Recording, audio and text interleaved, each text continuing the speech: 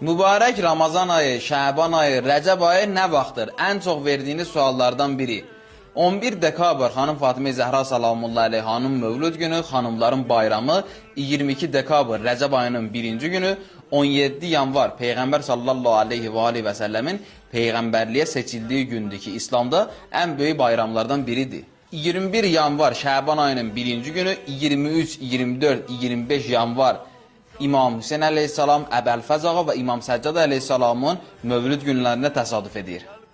4 fevral İmam Zaman ağanın mövlud günü, bu da ən böyük bayramlardan biridir. 19 fevral mübarək Ramazan ayının 1-ci günü.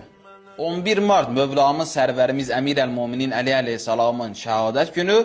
21 mart Fitr bayramı, yəni Ramazan bayramıdır. Maksimum dərəcədə paylaşın, çünki bunları ən çox siz soruşmusunuz, siz istəmişsiniz, biz də bunu hazırladıq. Paylaşın ki, digərləri də məlumatlansın.